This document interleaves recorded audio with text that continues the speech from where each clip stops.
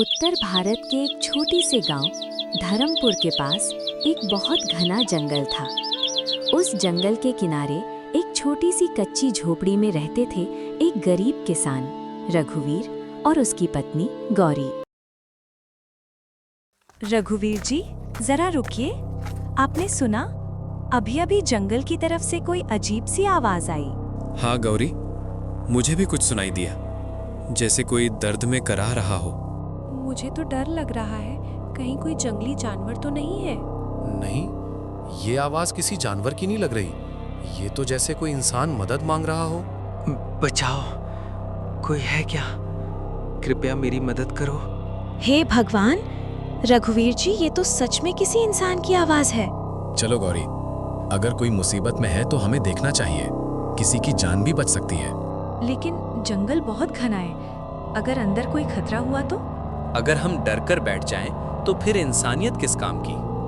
चलो धीरे धीरे चलते हैं। रघुवीर और गौरी सावधानी से जंगल के अंदर बढ़ने लगे। चारों तरफ घना अंधेरा था। हवा पेड़ों को हिला रही थी और सूखे पत्तों की आवाज डर पैदा कर रही थी। कोई है? मुझे पानी चाहिए। रघुवीर जी, आवाज उधर से आ रही है। हाँ, उसी तरफ चलो, शायद कोई घायल है। कुछ ही कदम आगे बढ़ने के बाद दोनों अचानक रुक गए। उनके सामने जो था उसे देखकर दोनों की सांसें रुक गईं। रघुवीर जी, ये तो एक घोड़ा है। लेकिन इसकी हालत बहुत खराब है। लगता है कई दिनों से भूखा और बीमार है। मुझे छोड़कर मत जाओ। रघुवीर जी, भागिए, ये घोड़ा बोल रहा है। हे भगवान, मैंने भी अभी यही सुना। ये कोई साधारण जानवर नहीं है, ये जरूर कोई मायावी प्राणी है। डरो मत, मैं कोई राक्षस नहीं हूँ। अगर तुम राक्षस नहीं हो तो फिर तुम बोल कैसे सकते हो? मैं इस दुनिया का नहीं हूँ। मैं बहुत दूर के एक लोक से आया हूँ। मेरा नाम अरण्य है। मैं अपने लोक में एक यात्री हूँ। मैं नई जगहों को देखने के लिए घूमता रहता हूँ। तो तुम इस दुनिया में कैसे आ गए?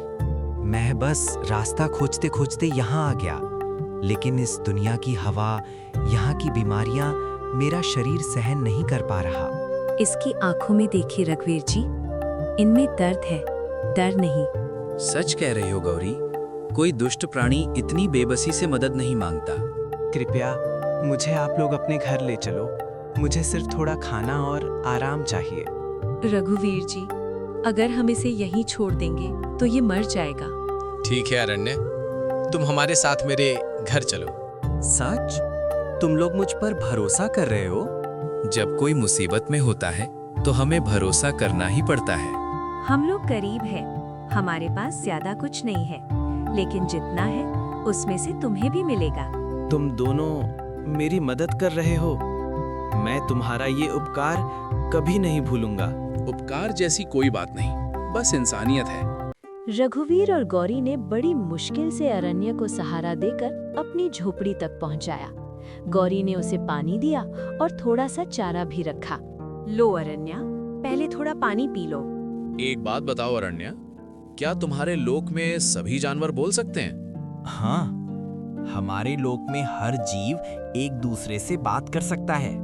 ये तो सच में किसी जादू से कम नहीं। लेकिन आज पहली बार किसी इंसान ने मेरी मदद की है। तो समझ लो, आज से हम दोस्त हैं। दोस्त नहीं, मैं तुम्हें अपना परिवार बनाना चाहता हूँ। परिवार?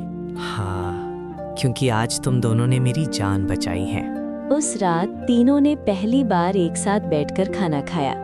गौरी और रघुवीर को अब भी विश्वास नहीं हो रहा था कि उनके घर में एक बोलने वाला घोड़ा है, लेकिन उन्हें ये भी महसूस हो रहा था कि ये मुलाकात शायद उनकी जिंदगी बदलने वाली है, क्योंकि ये कोई साधारण घटना नहीं था।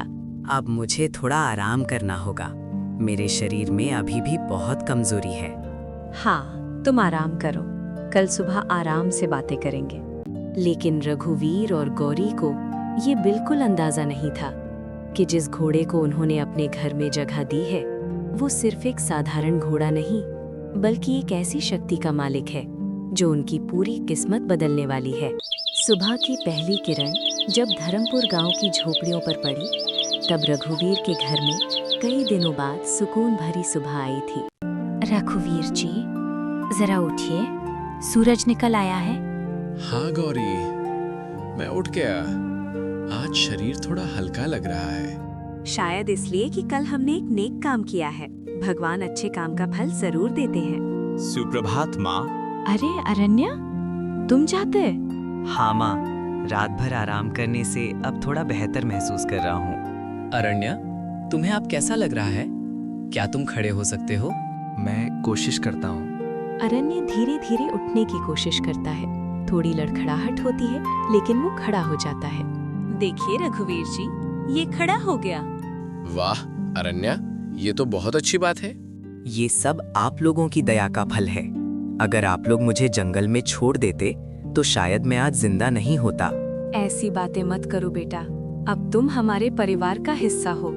लेकिन एक बात हमें समझ नहीं आ रही, तुम इतने दूर के लोग से यहाँ कैसे आ गए?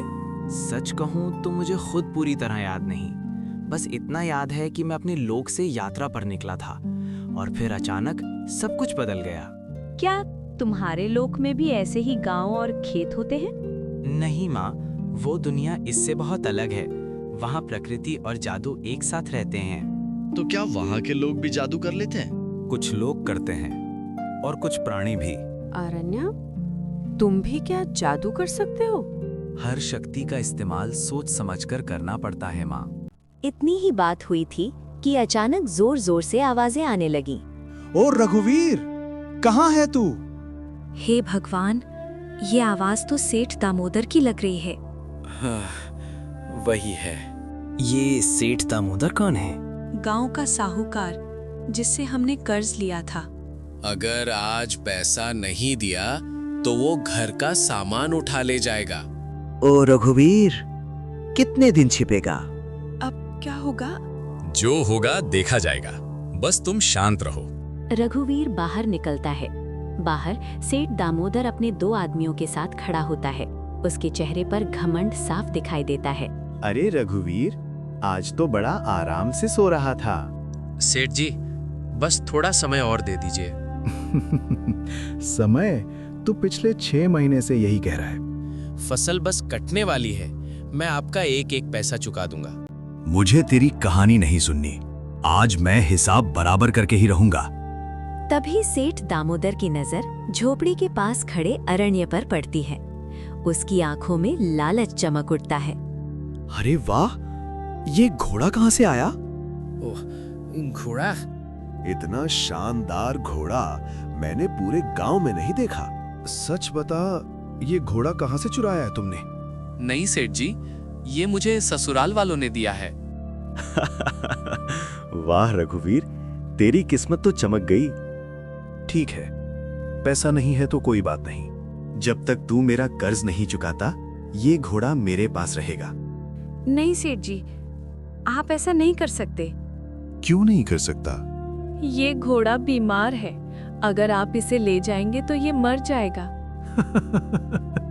मर जाएगा तो मर जाए, मुझे इससे क्या। डरो मत, मैं संभालूंगा। नहीं अरण्या, तुम चुप रहो। अगर इन्हें पता चल गया कि तुम बोल सकते हो तो मुसीबत बढ़ जाएगी। रुकिए से